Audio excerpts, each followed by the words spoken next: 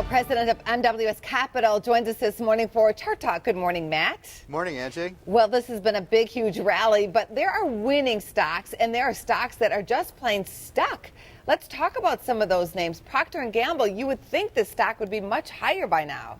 Exactly, but the market's been a little selective, and markets passed by some of the old stalwarts and kind of in a big string of the glamour stocks. So some of the growth funds that have done the best this year are in the same stocks, like Amazon, like Gilead, and Facebook and Google. All of those I really like, but some of those stalwarts, like your Exxons, your Procter & Gamble's, United Parcel Service, they have not gone anywhere. So it's kind of an overlooked sector. What would you do here?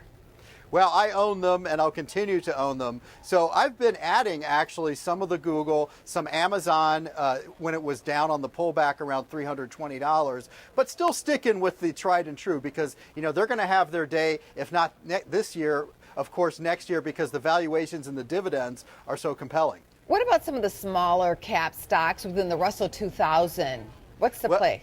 That's been another area, and I say stick with the small caps, stick with the Russell 2000, and stick with the mid caps because, again, the money seems to be flowing into the broad heavyweight market indexes with a lot of the glamour stocks, and that's pushed those indexes higher. But there's lots of overlooked areas that traditionally will do well as this bull market extends, of course, the Russell 2000. So I think it's an unusual circumstance that small caps are having an off year, but I think in 2015, investors will be rewarded for their patience and all these overlooked sectors. Who's really moving the market here? Is it big time institutional players or is it retail investors finally coming in?